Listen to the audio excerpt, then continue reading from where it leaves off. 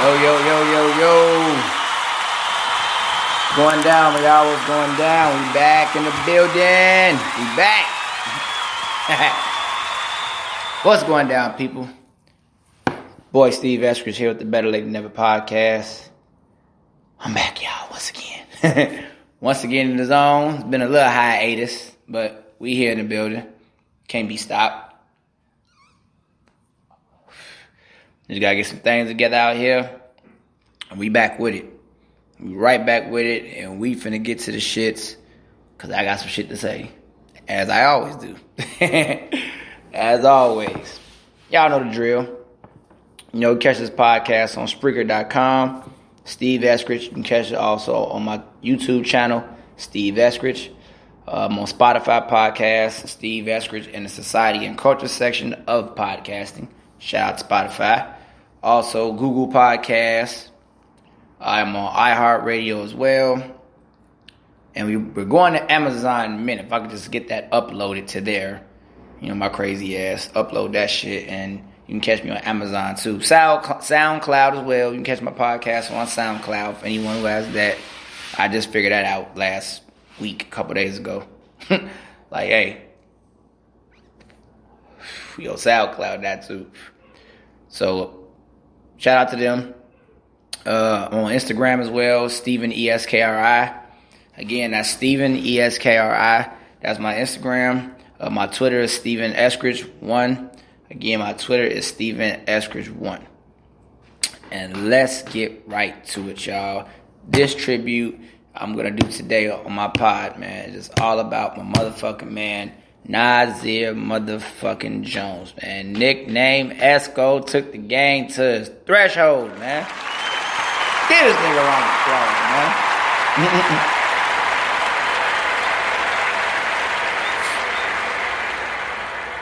14 times, man. 14 times this man was nominated, man, and finally won a fucking Grammy, man. Finally won a Grammy. Like, god damn it. Like, who the fuck do you have to fuck or fuck with to get a Grammy around this motherfucker? Like, god damn. Some good water. Y'all know the drill, how the Grammy shit go, but it's wild. It's wild, man. But the Grammys was pretty blacked up, I should say, this year. At the first time, like, I don't know how long, but y'all know how that goes well. But again, salute to Nas, man. We gotta give, once again, man, gunshot for him too, man. Because this shit should have been happening, as we all know. This guy has been in this game over 20 years, and out of his 10 albums, if I'm not mistaken, my man got at least about 4 classics. 4 out of 5, at least. Easy. And one of them shits he should have won a Grammy for, man. One of them. Come on, man.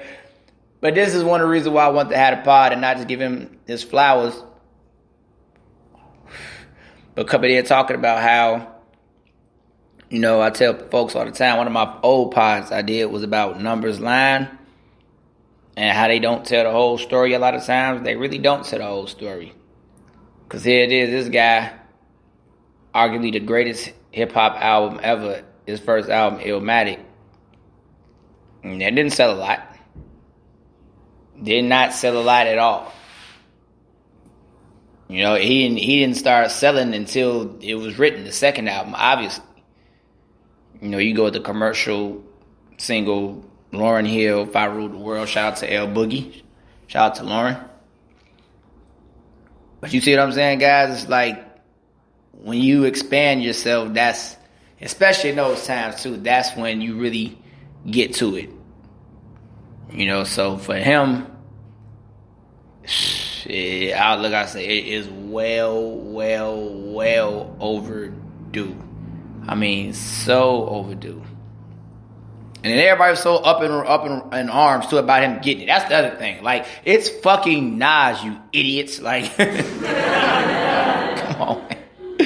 How you niggas mad at losing to Nas? Like, y'all lost to a bum or some shit. No, you lost to a fucking legend who should have been there. Been had his shit. And the funny part about it is, Shout out to Roy, shout out to Freddie, J Electronica, D Smoke, the other nominees in that category. Especially Royce. Hey, great. First off, now the Grammys got this right this year, as far as just nominating the categories. And I think it's probably because of the timings of the times we in right now too. You know? With everything going on. You want to give these MCs or lyricists, as they like to be coined, and they are. But y'all know I'm getting at. It's good to see them get their flowers and recognition right now. At some point. Whether it happened later or sooner. At some point, it should have been coming. It definitely should have been coming. But here it is. This guy dropped one of the biggest, one of the best pieces of work of this year. And I mean, shout out to Hit Boy too, man. This guy, man. Gunshot for him, man. It's a couple gunshots, man. Hit Boy has 2 classic albums produced this year. Benny's album, shout out to him. And his Nas album, man. That's 2 classic albums solely produced by this dude within a month's time. Within a month's time, 3-4 month span, 2 classic albums. Certified classic. In 2025 or 2030, you can go back and play this Nas album and it'll slap, man. Just, oh my goodness. Sounded like Illmatic or the rest of this stuff that you can still play today.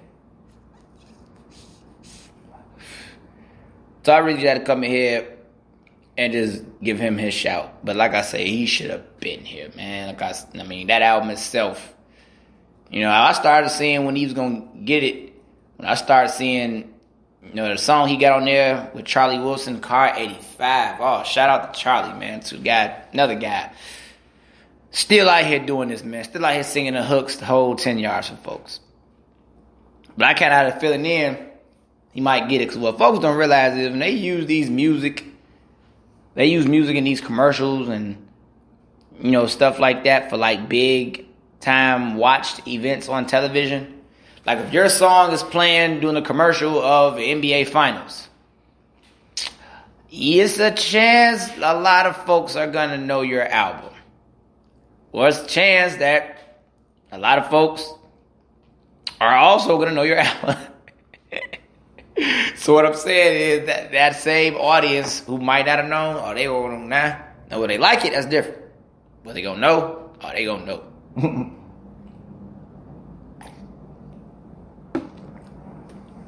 And once they know, that's really all it takes. After that, you take off. You know, and he has some great tracks on there. My favorite song on the album, first off, is The Definition, where he has the guy, Brucey B., the background dude from the movie Paid in Full. You know, what's up, Ace? What's up, Ace? What's up, Mitch? What's up, Mitch, money? Yeah, like that dude. Like him. You know, like he's always definitely been a cultural hip hop icon, especially in the New York area. So anyone not familiar with him, that's exactly who he is, Brucey B. But that's my favorite though. I mean, like I said, the production on there was nuts though, man. It's been no evil, evil like. I can't remember the fuck that I was saying, but god damn it. I mean, oh shit, the production, man. Hit Boy had this dude sound like a whole new rapper, man. He did things on that album probably Nas didn't even know he could do. I'm just shooting the shit, but I'm telling you that's how impactful that production was on that album. It was star-studded, man. Star-studded production all over the place. Hit Boy just... Whatever song Nas was doing, Hit Boy made him sound times a trillion better. A trillion times better. And it really wasn't even hard to actually kind of see it. You saw it from the beginning. You know, the intro, The King's Disease. You know, that's a great track. You got Blue Benz. Great one. Car 85 with Charlie Wilson. I just spoke about that. The Ultra Black. You know, stuff came about Doja Cat and all that. You know, he said something about her. That's a great track. 27 Summers. Great track, man. Bitch. Got the horns in there knocking too. Like, production-wise, this dude, Hit Boy, was just in a fucking zone on this album. Replace Me with Big Sean, Don Toliver. Come on, man. Great track. Shout out to Big Sean, another guy who still gets his props, but it just don't feel like it. But he's getting it. He's getting it, All Bad. Anderson .Paak. You put Nas and Anderson .Paak on a song? Are you fucking kidding me? What the fuck? Dude, y'all understand what I just said? Nas and Anderson .Paak. Come on, man. Really? Double gunshot, man. That's the heat. Seriously. That's the heat for your ass. Two creators of creating. Two of the best creators of creating. Like, you got these dudes on the track together? Man, you gotta be fucking kidding me, man. You have to be kidding me. And then after that, oh my goodness.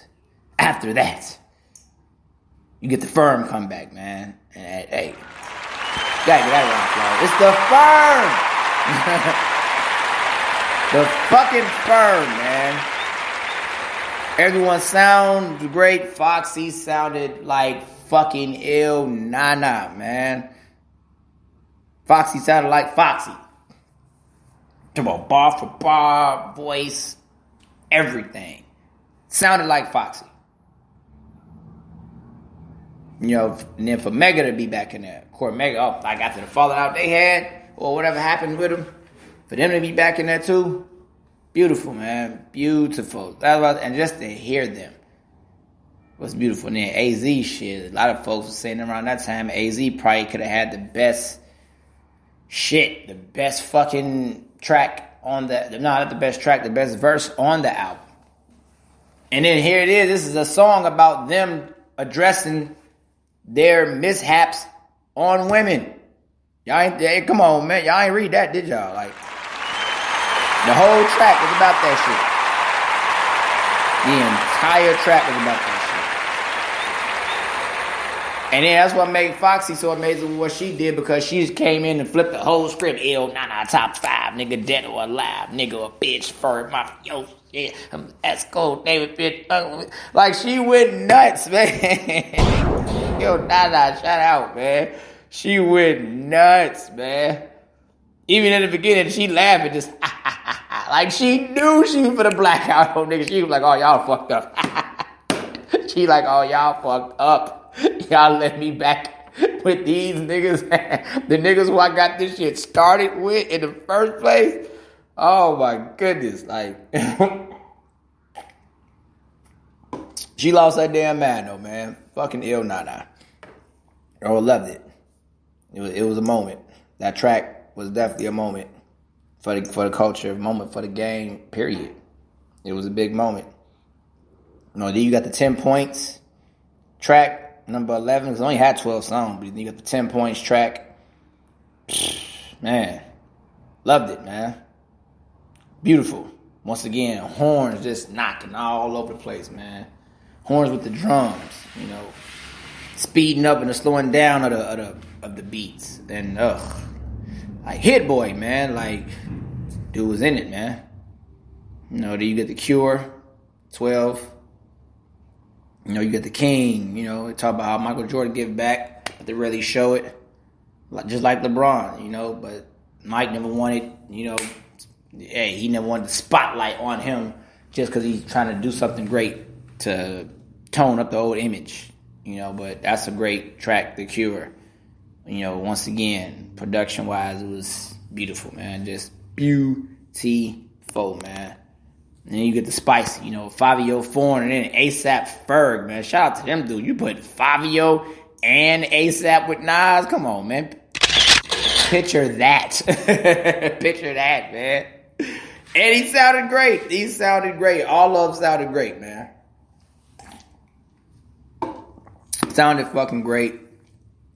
Good to see him working with the youth. And that's another thing.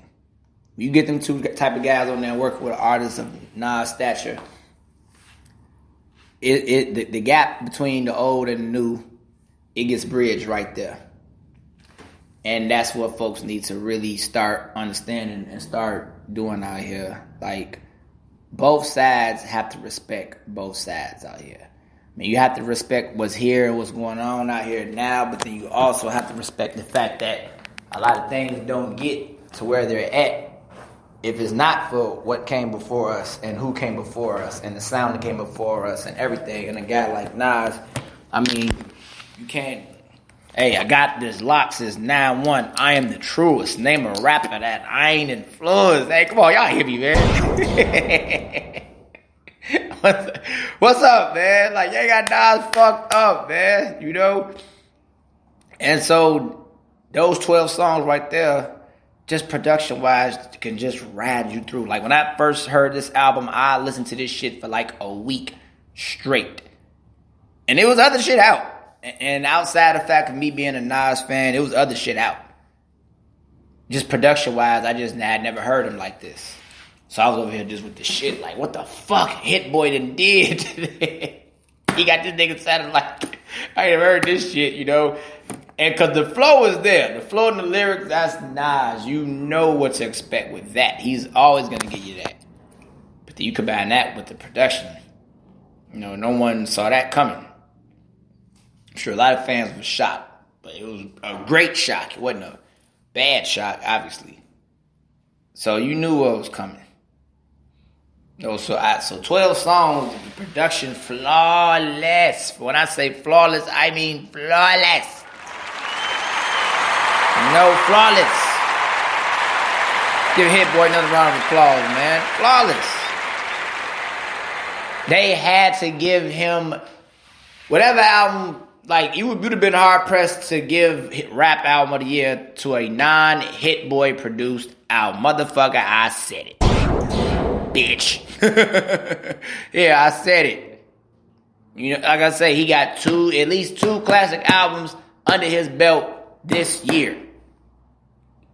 You're not finna tell me you're gonna give a non-Hit Boy produced album not rap album of the year. Nah, it's impossible. Now, don't get me fucked up. Everybody in my mind is shouting out Freddie Gibbs, him and the Alchemist. Yeah, of course. Shout out to Freddie, man. Abso-fucking-lutely. Yes. Freddie could have won it. Freddie definitely could have won it. No problem. But I heard Freddie's album. Oh, look here. Round of applause. Had to find a pause button. Round of applause. But do you know that dude? Nah. That album and then this Nas album. It's very subjective. So it depends on who you're asking, what mood you're in, everything. Both of them classic albums. Both of them will be played years from now. So I think it just really come down to a preference. So, I mean, hey, it's man, the man deserve all the props in the universe, man, for what he did on that album and then for what he had Nas sounding like, too, along with, you know, the bars obviously being there. You know, it's Nas, so he gonna bring that. But, hey, I tweeted it, too. When the Grammys first released the nominees and everything, I tweeted that. I said, hey, Nas winning that rap album. Yeah, I don't give a fuck what you nigga talking about. That nigga gonna win. Say that nigga finna win it.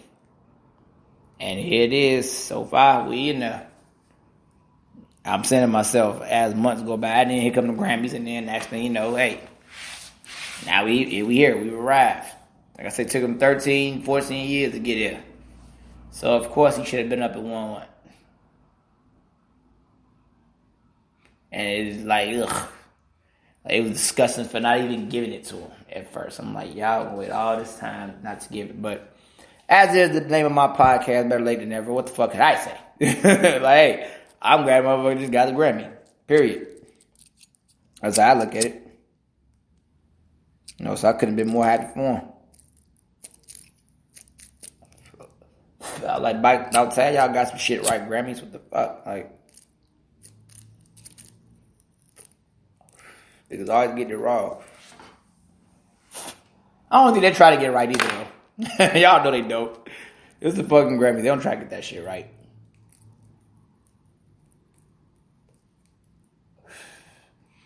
But just going in more on his legacy outside of that album, though.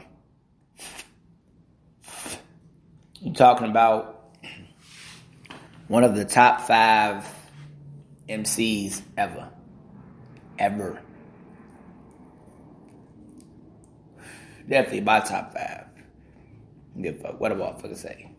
It's blasphemy if he's not in your top 5. That's just my opinion,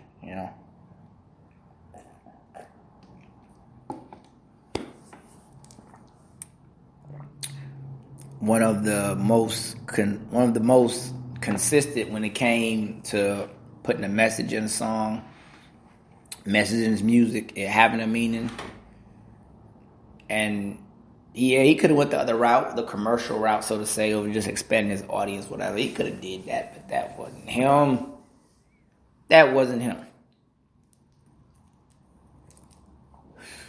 I'm gonna tell y'all was really the biggest taint on his legacy, what kind of fucked it up in a way at first. Back after that Illmatic, first album, the second coming of Rakim, it was off the chain. It was beautiful, man. That album, jazz, hip hop, I like to call it. Oh my goodness, like it's nuts. But you're all, tell people all the time. I mean, all the time. But seriously, I'm really sitting here just taking it in right now. Like, wow. This dude has really been one of the best, man. And I'm still in shock at it. It's taken him all these years to get a Grammy, man. Like, that's crazy, man. Mad crazy. Like, but once again, like I said, I'm getting back to the point of, what's been his biggest gripe. And I'm going to say when that Firm album flopped, right after it was written, because he blew up off it was written. If I Ruled the World, The Message, a lot of classic albums, certified classics, so certified. So right now at this point, you come off making, arguably a lot of folks will argue it, but a lot of folks will say it too. You come off making the greatest album in hip-hop history. So now you come on the street dream. Yeah, he had the drug lord persona, because that was the thing back then. Scarface, all that shit, but that wasn't Nas. That wasn't him. That was down the line. You come off making those first 2 albums. One goes double or triple platinum, I think. I think that's what the Meshes went. And that ended up catapulting him. Like, he was out of there after that. But the whole time, he wouldn't be no Foxy. Foxy doesn't get discovered if it's not for Nas.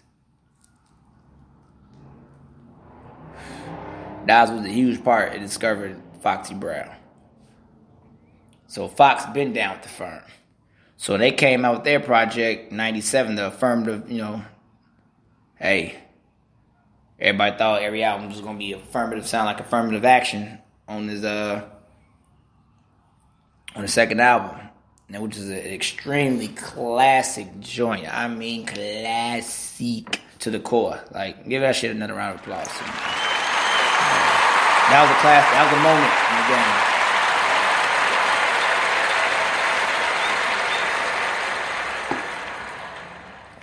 That was definitely a moment.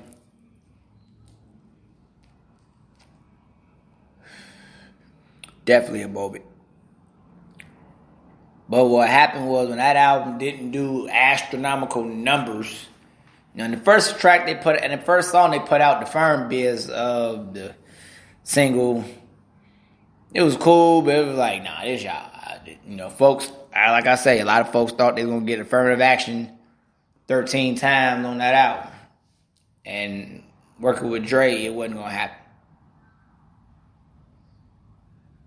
It just wasn't gonna happen. I'm thinking now it wasn't gonna happen. So my thing for that is, he was damned if he did, damned if he didn't. Pretty much. But like I said, when that firm didn't do 3 million, 4 million, all that, because you gotta think all them guys just, Foxy was just coming off her debut album, the Il Nana. She did about double platinum on that.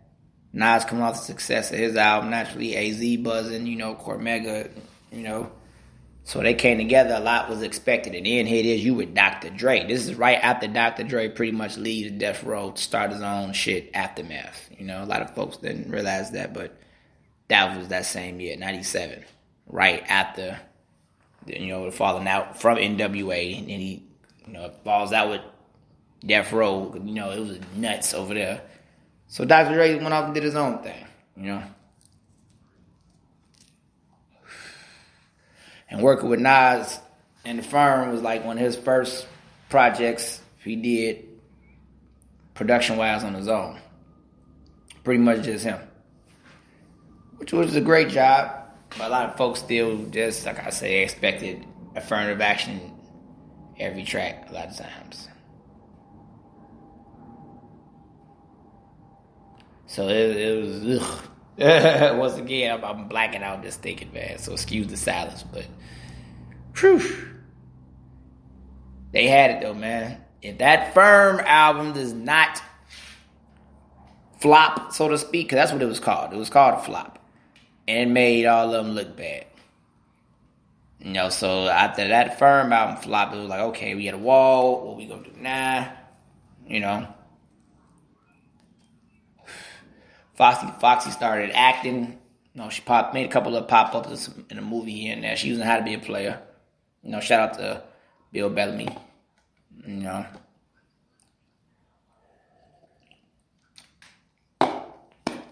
But Nas had to get it together though. Because it is, you coming off these 2 classic albums and you put this out and you're the man. You're the guy in the firm.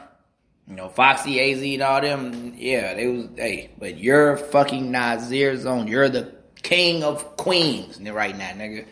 King of the game. And a lot of stuff, him and Biggie, too.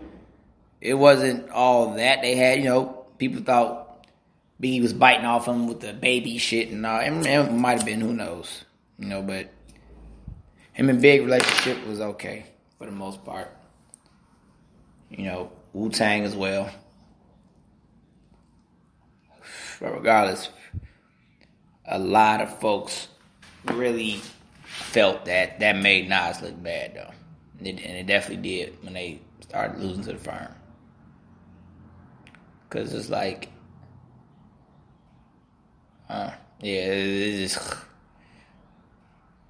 I remember that, too, like it was yesterday. I really do. I remember like it was yesterday, too. Definitely do. Because that Firm top to bottom wasn't a bad album at all. It just didn't do the astronomical numbers. And like I say, everybody was, oh man, Nas fell off, man. He fucked up the crew, blah, blah, blah. Tried to smash Foxy Brown. It was all type of rumors. She smashing AZ. It was all type of shit going on at the same time with that. It definitely was.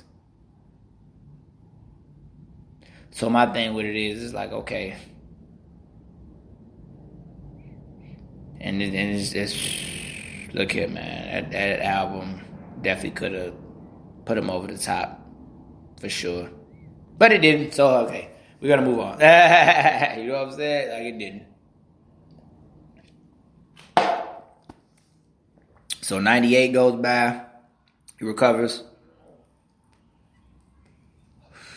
Late 98 now. Now you talking about Tour 99. You bring up the third album now. I Am. Classic fucking album. Fuck you. I don't even fuck what you got to say, nigga. Gunshot, bitch. Yeah, classic album. I'm saying it again. Classic album. That's 3 gunshots for you niggas who feel otherwise right now. I know some of y'all gonna say, no, there ain't no class. Yes, nigga. Go through the track listing. Classic album. Classic. And I do mean classic. You could bump that shit right now. You could bump I Am. I ain't gotta talk to you about Hate Me Now.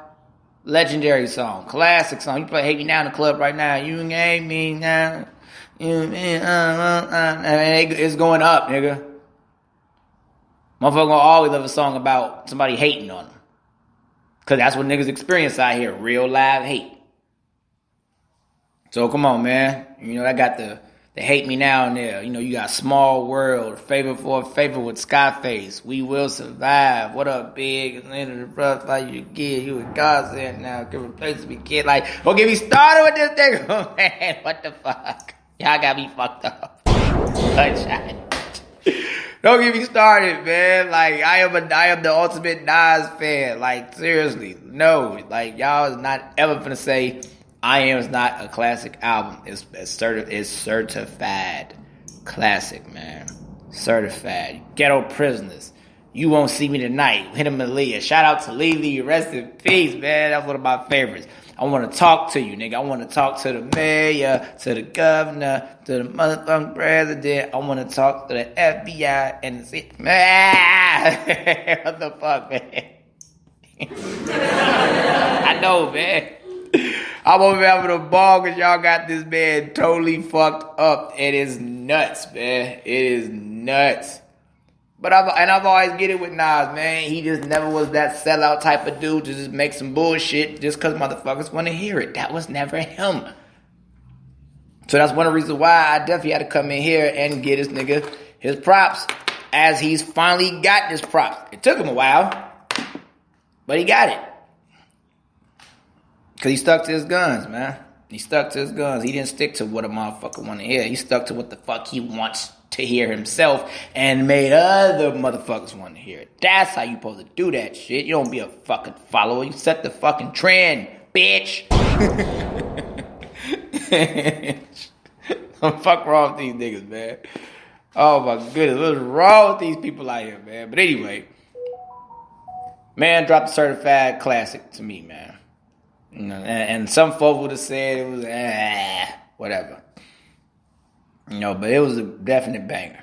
Nas is like, come on. Nas is like Life or Death. Half a man. No doubt. Like, come on, man. Nas is like, alright, DJ Premier produced too. Okay, if you want to say it wasn't the best, whatever. But it's a classic still, nigga. Definitely.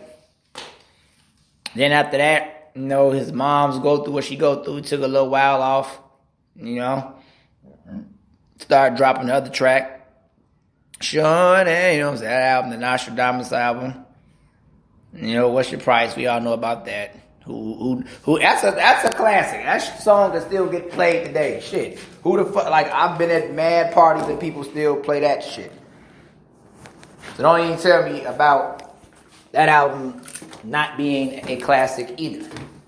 No, I'm bullshitting. I got y'all. They're gonna say, shut the fuck up, Steve. I'm not listening to your ass no more. Nostradamus ain't no goddamn classic. Okay, no. I'm not gonna go. As much of a Nas fan as I am, I'm not ever gonna go that far and say Nostradamus was a classic. What I will say, it definitely had a nice body of work on it when you go back and listen to the fucking album. It got a great body of work on there. Everyone's favorite song on there for me that I know, how we came up. The shoot 'em up, nigga, shoot 'em up. What? The kill. Murder. 144, 245. Like that. The shootout track. That's what we was bumping. That's what we was knocking back then. So for us, that was it. You had that. Last words. These last words of the slave. I come out to get this, to rob you, put you on my hit list. Like, I'm over here mumbling and shit, but I got this shit in my head, man. How much I used to knock that shit. Like, but I say, for anyone who does, and if you listen, if you like, what the fuck are you talking about? Go back and do the track list your damn self, man. Go back, nigga. Yes. Bitch. Y'all like, Steve, why you keep saying it? Because, man, The more I'm thinking about this right now, the more I have to put that in there because I know folks are still not going to want to get his man his props. That's one of the biggest things I'm still tripping about. But anyway, you know, the Nostradamus goes on and passes, and oh boy, we all know about the infamous battle. Infamous. Greatest hip-hop battle in history. You goddamn right, nigga. Him and Hov, man. Him and the guy Jay-Z. Yeah, you gotta get out the whole round of applause, man. You got to. That battle, man, look here. That battle was talked about in the fucking news, for crying out loud. It made it on the news, man, for a little second.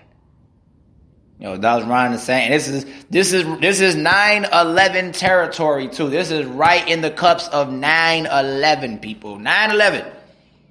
We got ass struck down or whatever the fuck was going on. Conspiracy shit, motherfuckers blowing up shit. Who the fuck knows? But there was some shit going on. Serious shit. And here it is. The entire world was still fixated on these two guys. Because it had been coming for a while. It definitely had been coming for a while. And one thing I read about their tension between each other, whatever it was, for a little while. See, people forget, Nas was the dude in 96, obviously. And Jay-Z was just coming out with Reasonable Doubt, you know, so. And he's more so on Biggie's side, the Brooklyn stuff, all that.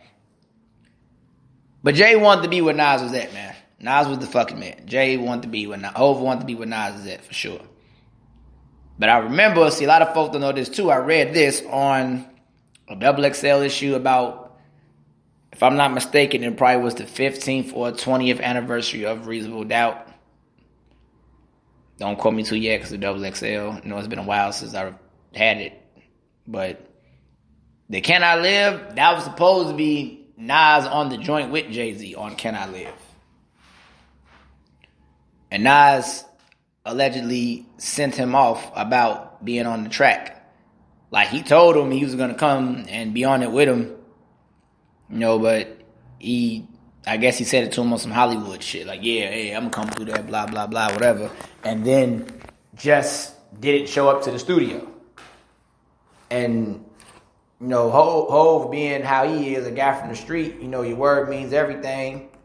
And even in them times, it meant more. You know, your words held more weight. If you said you was going to do something, be somewhere, you did it. So, by him not showing up to the studio, Hov was like, you going to play me like that, huh? Oh, okay. He ain't too much whine about it, but kept it in his notes. So now that tension definitely started to develop, and it grew. And you can just tell. And probably because maybe he probably felt like maybe Hov was just trying to rub too much shoulders with Big. Maybe that's my personal opinion. I don't know that. That's just what the fuck I think. You know, so a lot of that was just in the air, in the atmosphere. So you talk about from, and then he even throwing shots at him on this track, We Will Survive. You know what I mean? He say, niggas claim to be New York's king. It ain't about that. He said, these niggas is wrong, using your name in vain, and they claim to be New York's king. It ain't about that. Man, I fucking shot, man. Shot at that nigga Hov. Like, boom, right there. That was it. We all knew what we was talking about. Wasn't foreign to it. Wasn't foreign to it at all. So that battle was coming, man. That battle was, at some point it was coming. Because now, and you talk about 2001, you know, Hov is, whoosh, at the highest he's probably ever been. The whole rock is established. The dynasty is intact. At the highest it's probably was or been. Like, Hov was on ether. Fuck, he was on ether. Y'all see what I did? I know. Oh, y'all see what the fuck I did. But he was on ether, man. Hov was everywhere. So that battle at some point had to happen. Too much testosterone, too much building up. That battle had to happen. And Hov came out of nowhere with it too. He knew what he was doing. When I first heard it, You guys don't want to with Hove as Nas. He don't want to with Hove. No.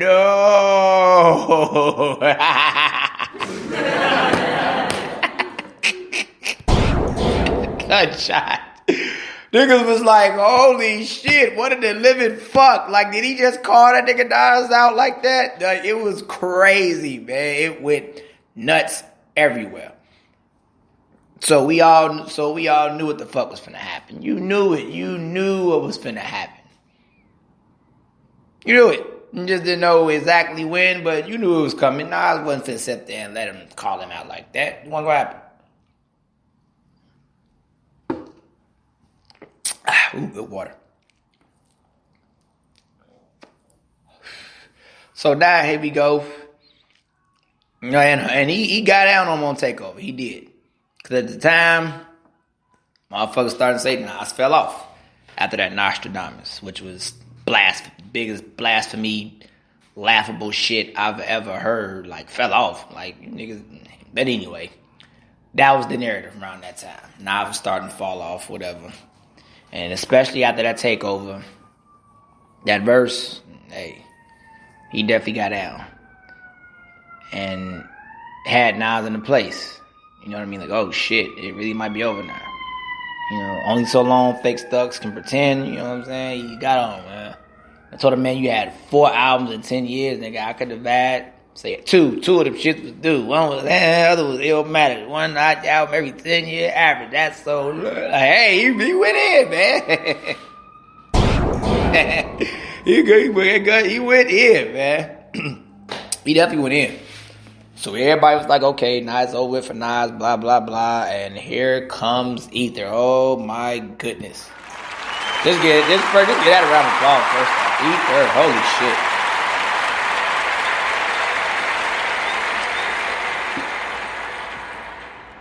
shit. You are talking about one of, if not,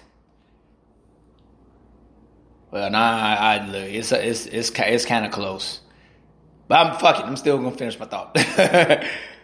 If not number one, it's at least like top 3 in like disrespectful songs ever, man, ever. Ether is top 3 most disrespectful diss songs you will ever hear in your life if you are a hip hop fan or you are a hip hop consumer of music and you give a fuck. You ain't never heard nothing that goddamn respectful. Maybe something besides Hit 'Em Up or some shit like that. Obviously, because Tupac was just, oh my lord, like, that's why I fucked your bitch. You come on a track like that.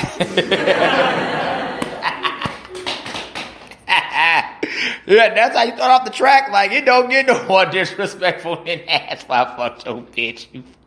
Oh my goodness. Anyway.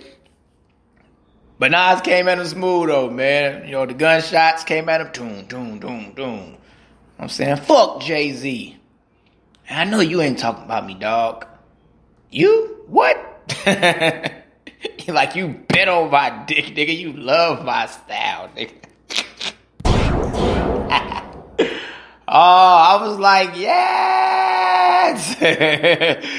And then to coin one of Hove's best blueprint tracks at the time, you don't know, he takes the hook and uses it for his, man. The I will. Oh, genius, man. Fuck with your soul like Ether will. Think you the king, you know you not. Godson across the belly. I prove you lost already. I was like, yes. Yes! I was like, yes, man. I was like, it's going to fuck up. We finna see these dudes get it on. And here he is, man. And when I say that track was so fucking disrespectful, dog, it was mad disrespectful. Because at this point, Jake had him on the career shit. Yeah, my career's not looking the best. But you like, nigga, you talking about me, dog? You, nigga, you wanted to be on my dick, nigga. I sent you off, nigga. You wanted me on Can I Live, nigga. I said fuck you, nigga, because I thought you was corny or whatever. However Nas felt about him. He curved a nigga whole to the left, nigga. You ain't nobody. So that's when he come on the track, nigga. Nigga, I know you ain't talking about me, dog. You what? You, nigga? The nigga I sent off? You talk about me? Nah, nigga. And just proceeded to the jokes. You know mustache having whiskers looking like a rat compared to beans. You whack. Wait. Told my man he ain't have a mustache. Looking like a damn rat. And compared to B.D. Siegel, who was his right-hand man at the time, and a lot of motherfuckers is even making that argument too. Beans is just as nice as Jay, you know what I'm saying? Hove. And when he said the shit, it was like, oh my goodness. Oh boy. You know mustache having whiskers like a rat compared to beans, you whack. And told him, and your man stabbed and made you take the blame. You ass. Went from jazz. Oh my Lord.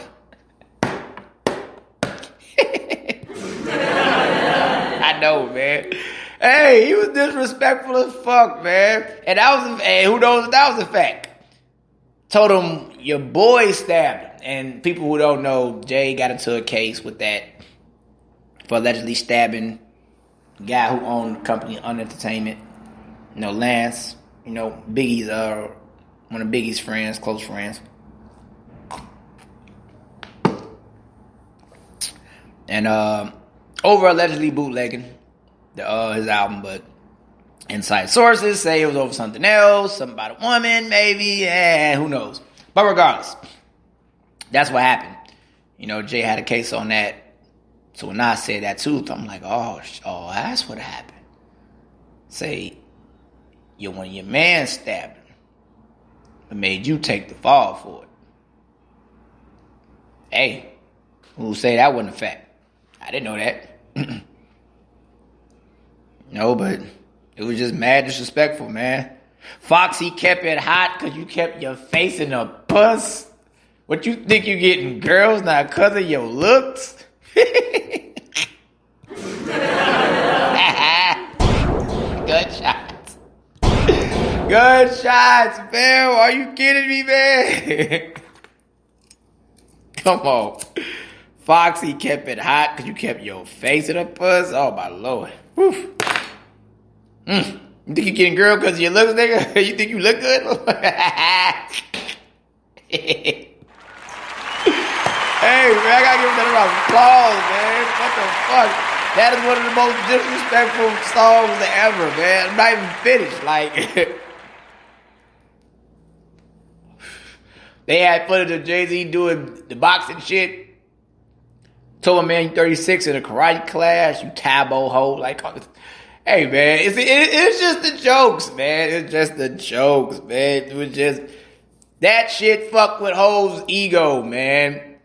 The jokes, the insults, some of the shit he was saying, it was the ego, man. The ego was crushed. It was crushed. Because it was a classic example of somebody on the block making fun of you, talk about your shoes dirty or you this, you that. And that could be true.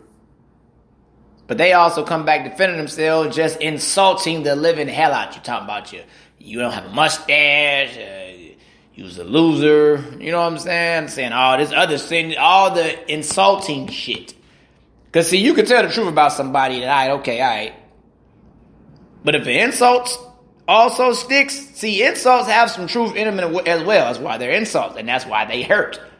Because you only feel insulted by some shit that's true. You're not going to feel insulted by some shit that ain't true. What the fuck? Come on, y'all. Like, y'all know.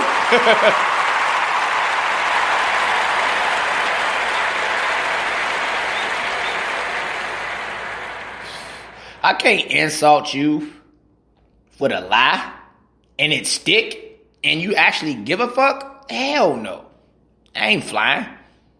Now I can insult you with some shit that you might think, that you might feel about yourself is true, or it may not be true. it just makes a lot of sense. Like when motherfuckers used to say that, because motherfuckers talked about Jay-Z being a camel, all that shit. So he told him you had no mustache, no whistle like a rat. You said you think you get girl because your looks. That was the narrative. Jay-Z's ugly, just got money, blah, blah, blah. So Nas played right into that narrative with the insult. Y'all know the vibes, man. It was nuts, man. Told the man Queensbridge, run you niggas, act Russell Simmons. Oh, man. ROC, get gun up and clap quick. JJ Evans, you gun up and clap quick. How many Biggie rhymes gonna come out your fat lips? Oh, my Lord. That was another narrative he capitalized on. You know what I'm saying? JR was spitting out Biggie lyrics, all that shit, blah, blah, blah. We knew he was giving a salute, but that was starting to be the narrative too. Yeah, all right, nigga. I'm saying a line or two. All right, now it ain't the salute. You just bite the nigga lyrics now, blah, blah, blah. Like, motherfuckers kept, you know what I'm saying that type of shit. And Jay had to address that shit a lot too. He addressed that on the Black album, but regardless. You know, so that was the narrative too as well. You know, you had to keep on dealing with that. I mean, that song just had mad disrespectful shit that just fucked with Jay. It did, you know. So now moving on, it fucked with him so hard, crushed the ego so crazy. He comes with Super Ugly. Now, Super Ugly was just disrespectful. Oh, but it didn't have the comedy style. It didn't hit the same as the Ether did. Because I'm going to tell you why. Ether had the hook, what Nas was saying, the insults, it just had it all in one. It was the style of it. You know, it was literally like Nas was out there. It was basically like Jay just called Nas a bum, and then Nas, probably being the bum, just roasted the hell out of Jay. Just got crazy disrespectful with him. So it brought Jay down from talking about Nas's career, because that's really all he was talking about on Takeover, insulting his career, you fell off, blah, blah, blah, whatever. That shit brought Jay down to a level as to where now he lost his cool. Nas didn't lose his cool on Ether. You heard it. That's what made it sound so smooth. And, you know, Nas sounded cool on that shit. Like, oh, nigga, you blah, blah, blah. You heard it. Now, Jay sounded the same way on Takeover. He didn't sound that way on Super Ugly. That nigga sounded like he was hurt. Shit. Come on, I skied in your car seat, left condoms in the baby seat, all that shit. Yeah, oh, hey, come on, Jay. Really? From you, that's too far. For him, that was too far at the time. And motherfuckers knew it. Motherfuckers knew it, because when you hurt, now you go below the belt when you hurt. I mean, it's fight. So, yeah. But that showed the sign. Oh, you went there, nigga. Oh, now I'm going to hit you with. You know what I'm saying? So, yeah. So, I tell people, Nas didn't win because Ether was better than Takeover. He won because Ether was better than Super Ugly. Good shot, motherfucker. Yes, I said it, damn it.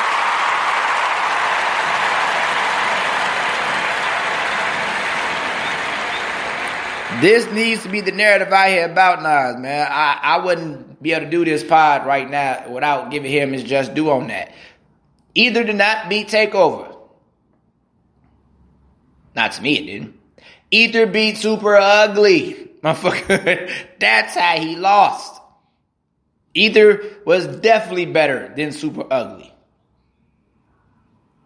Super Ugly exposed Jay for just the ego being crushed. You knew it. He didn't sound his cool self the way he sat on that Takeover, his tone of voice, all that. That man sound highly insulted and disrespected, and it hit him. And it was the first time we saw Hov sweat. We was like, oh shit. The same guy was told us, I will not lose ever. And we believed him, because it didn't look like he was going to lose. But here it is. You lost this one, buddy. He got you. He got you. Got you good, too. Got you real good. And even in record time, you know, Jay said his mom had to tell him, like, hey, you went too far. Blah, blah, blah. You know. And you just went from there, basically. It was crazy. You know, so after that put Nas up there. That definitely put him up there. You know, Stillmatic was a classic album. After that, he capitalized off of it. And that's what you're supposed to do when you have a battle. You capitalize with fucking music. You have to capitalize that shit. You know? And Nas definitely capitalized with his music. Stillmatic was a classic. Definitely classic. Had the rewind joint on there. Talking about a song back, telling the story backwards, man. Who the fuck raps a story from the ending to the beginning? Come on, man. What the fuck? Got this man fucked up, man. Talking about he ain't one of the best shit. Yeah, okay. Godson. Certified classic. You ask me. You know, they shooting. Oh, made you look. You a slave to a page in a rhyme book. Throwing big money, all your time's up. What the gangsters? What them dimes at, nigga? They shooting. Gunshot, nigga. Man. Whew. Somebody hit me up now.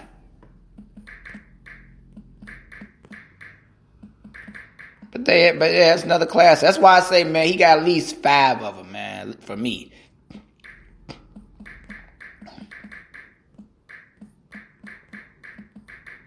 At least 5.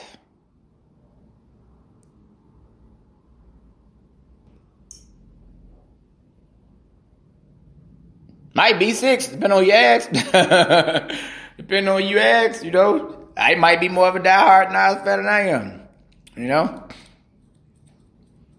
Cause you even got joints on that stuff with him and AZ, The Flyers. That's on Stillmatic, The Flyers on there. He got a track called Second Childhood about grown ass man can't grow the fuck up, man. Oh my goodness, like shit. That Stillmatic had joints on it, man. Joint after joint after joint, man.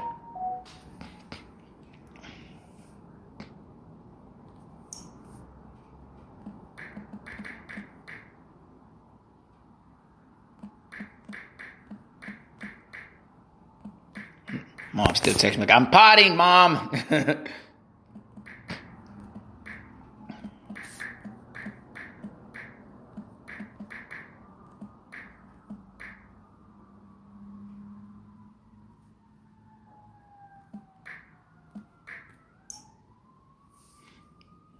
Yeah, you gotta take up time, your mom. Sorry about that, people. My mom. Oh boy. Anyway, but like I said, man. Stillmatic had hella joints on there. Godson, they shooting. Another one, If Heaven Was a Mile Away.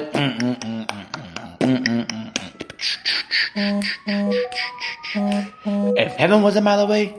If Heaven Was a Mile Away. You know what I'm saying? Like straight up. If heaven was a mile away, would I pack up my bags and leave this world behind? If heaven was a mile away. Man, y'all better go back and listen to that shit. Y'all better go back, nigga. That was one of them joints, man. That was one of them joints. Last Real Nigga Alive is on God's Son. Broke down the entire situation about him and Hove. The entire shit, how it started all the way to the fucking battle, man.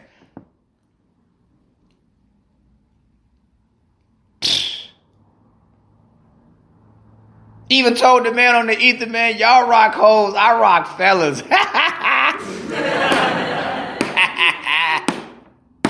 Hey, I'm telling you, y'all forgot how fucking disrespectful that shit was, man. But anyway, I can talk about that damn track all night. Shit, the fuck, like. But anyway, Yeah, man, he broke down the whole shit on Last Real Nigga Alive on God's Son. You go back and listen to that. Song's called Last Real Nigga Alive. Broke that shit down, man. Even brought up the Biggie shit. Y'all know about what Biggie was, you know. That being Jay's man, you know. And see, it was also just a little bit of tight tension between him and the Wu-Tang for a little minute. Yeah, you know. They was alright, but yeah, you know, there was a little competitive tension there. That's all. So you gotta put that in there, Wills on Nas' legacy. You know, that's really all you can throw in there as far as that goes. But you know, Godson's a classic. You know, definitely classic to me. Or depending on who you ask. I wouldn't probably call it unanimous, but it wouldn't be unanimous, and it has to be a classic. So no, maybe I wouldn't put that as a classic. But it was a great album. Definitely great album. And good momentum for him following up off the battle in Stillmatic, because that woke Nas up, that battle. It woke him right up and put him right back where he needed to be at. You know, his mom's passed away too, but he got back to be able to be creative, and you know, it was some good music came out of that, from that situation. Some great music, actually. Can't even say good. Some great music came out of that situation. You know, didn't he get the double album with his father, Olu Dara? Shout out to him as the lead single. You know, I didn't do too much of the double album. I ain't gonna stunt. I ain't gonna lie. It was a cool album. It was like, you know, it was alright. You know, it was cool. You know, but that drops. Then a couple years pass by. Then you get the another. Now this is a certified classic. He called this shit out as to what it is today, right now, and goddamn it, hip hop is motherfucking dead, man. Round of applause for that shit. Oh my goodness. Round of applause for hip hop is dead. Because I'm gonna wrap it up with that before I get out of here, because as impactful as that album was, it was basically speaking to what's going on today, and it was developing back in 2006 when it came out, because that was really when the changing of the guard, as far as just the music, you saw it. It was like the next age was up. You know, the age of the Waynes, the Rosses, you know, the Camerons, those guys. It was the start of that. So you saw it changing. And one thing I'm going to talk about when I do one on Hove, this is why he had to put him in there. And this is one of the things why I say it's so unique with Nas, because Hove is a big part of his legacy. Good and bad. It's almost ironic. But, you know, them coming back to work together the way they did after all that he had went through showed the growth right there. But the guys like Hove came in saying, you know, I'm a hustler, I'm not a rapper. Just so happens I know how to rap. So basically, they were just in this stuff to try to make some money off of it. They really didn't give a fuck about it. It was just something to do. They didn't care. I mean, and Biggie can't used to say the same thing. Biggie didn't, you know, it was something he could just do in his spare time, hustling. He didn't give a fuck about rapping. But guys like Nas did. You know, they were rappers. They took it to heart. You know, they weren't in the streets selling drugs like that. From what I know about Nas, maybe he did at one point. Who knows? Probably, but that was never. That's not him. You can tell. That's not him. He'll tell you that at some point. Like that wasn't ever him. If you stuck with it, probably one of them guys that didn't stick with it too long. So you got guys like Jay coming in, Biggie coming in, saying, "Hey, I'm a hustler. I ain't a rapper, but I know how to rap still. So, and if I can make some money off this shit, then that's what I'm gonna do. You rap niggas over here, ha ha ha, fuck y'all. I don't even care about this shit, and I'm better than y'all. And I'm making more money than y'all. That was always the thing. So bring up now as the time started changing, and you get guys like a Hove, you know, talking about how much money he making off the shit. People started to care more about the game, and the game was growing too. Hip hop was still young, it was still growing. The money was expanding. There was other ways to start making money offside of just getting behind the microphone and rapping. There was other things going on. Guys got clothes now, all type of shit.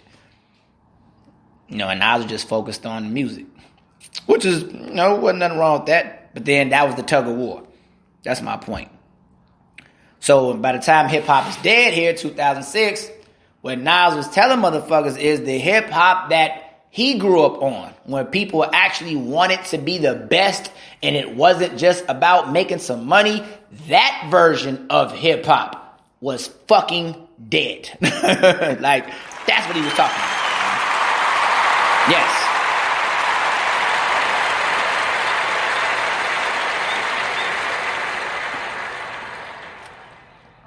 And it did that. It definitely did.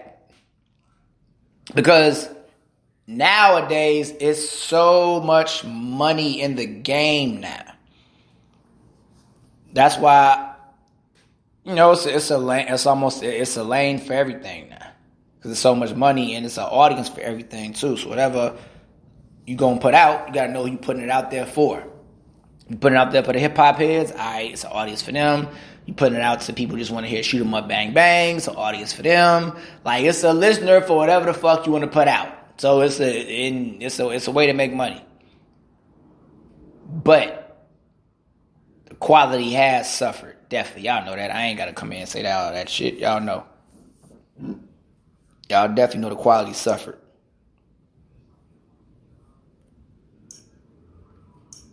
So with that being said, people was mad at Nas about him saying, the hip hop is dead. But he was saying basically the hip hop he grew up on, that shit was dead. When niggas actually gave a fuck about being the best, putting out the best rhyme, putting out the best possible music, the best possible everything. Not just putting some shit together, boom, boom, bap, and then just throwing the shit out there because motherfuckers would pay to hear the shit. That's the difference, man. That version of hip hop definitely died. It's not the same. It's different, and it ain't all bad, obviously. But it ain't the same. Oh, fuck no. Because everyone doesn't give a fuck about being the best anymore. It's so much money in this shit. And for a guy like this to still be around after all these years, still putting up classic albums, that's because he gives a fuck, man. Always has, man.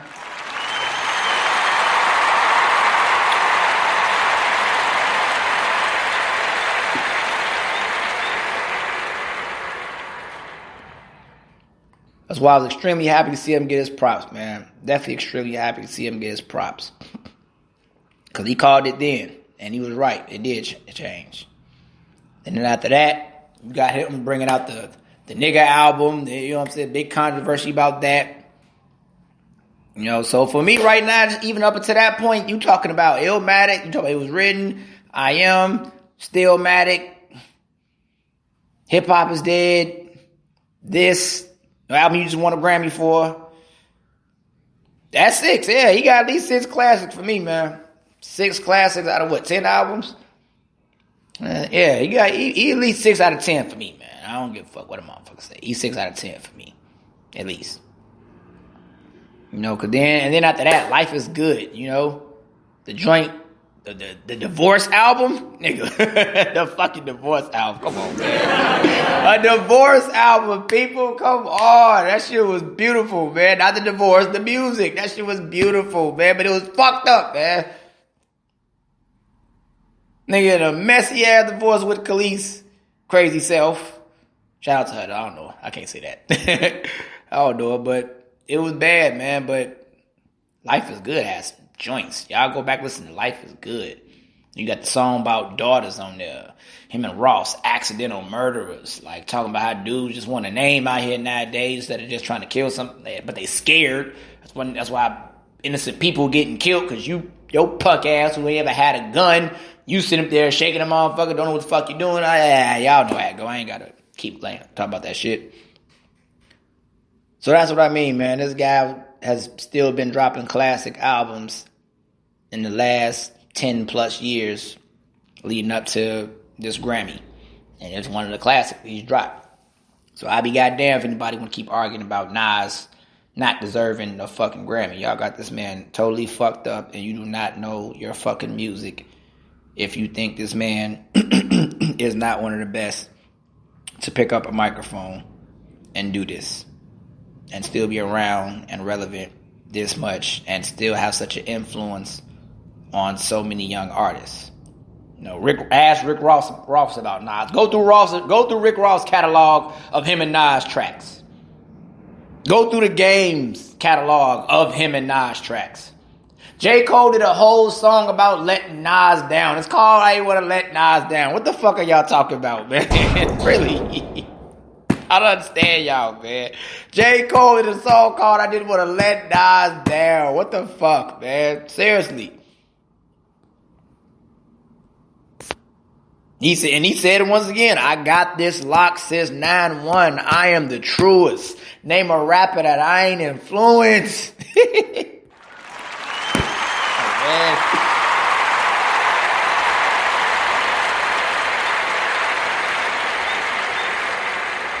Nickname Esco took the game to his threshold. Best flow, I let the whole US know. I'm over half of the ball, I know. Cause y'all got this man fucked up, man. Totally fucked up. But hey, guess why I got a podcast? It's good that people got him fucked up. You know, it's good. I wouldn't be here podding if motherfucker didn't have him fucked up. You know, it definitely wouldn't be like that. So I definitely had to come in and give him his flowers.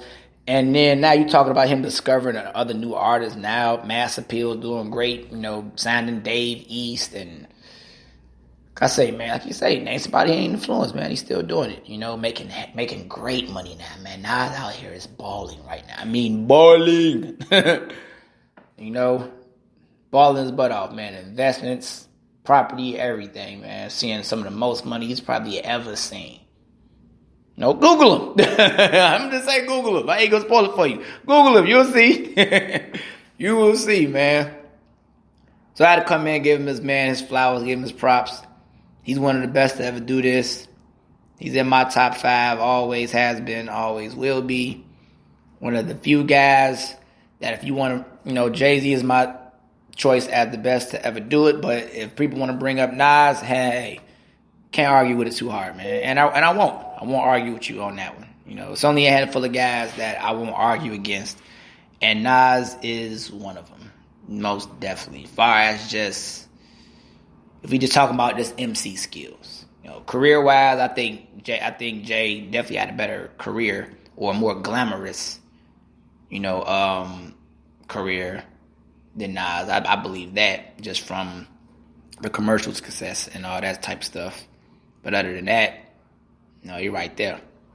No, you're right there. If you're just talking about just straight skills and, you know, song making. Even if you want to say Jay hasn't beat on the song making part, okay. But just MC to MC, we saw how that went. He saw how that went. You know, so, hey. And then, like I say, it's Nas though, man. It's Nas. It's hard to argue against that. You can argue till you argue, but if you were trying to be logical, you know, and be non-biased, that's a good argument to bring Nas up if somebody like me wants to say Jay is the best. So this guy is one of the ones that I don't argue against too hard. You know, so I'm celebrating him. Had to come in, give out my props to him, give him his flowers. Been on here hour 9. You know, y'all, man, shut the fuck up. Sick of hearing this nigga. Nah, fuck that nigga. Like, y'all might be feeling that way, but I got shit to do anyway, so I'm finna get the hell out of here. So I'll be back very, very, very soon. And I know I keep saying very soon, but I'll be back soon. So I had to come and get his man props. Nas is the dude, one of the best ever to do it. Like I say, nickname Esco took his game to his motherfucking threshold. Don't y'all ever forget that shit. So I'm getting the hell out of here, like I said. You can catch this podcast on Spreaker.com. Steve Eskridge, my YouTube channel, Steve Eskridge. Spotify podcast, Steve Eskridge in the Society and Culture section of podcasting. Catch me on Spotify.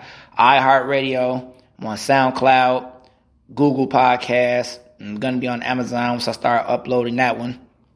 SoundCloud as well. Just found out I'm on SoundCloud. You can catch me on SoundCloud. My Instagram is Stephen ESKRI.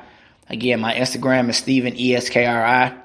My Twitter is Stephen Eskridge1. My Twitter is Stephen Eskridge1.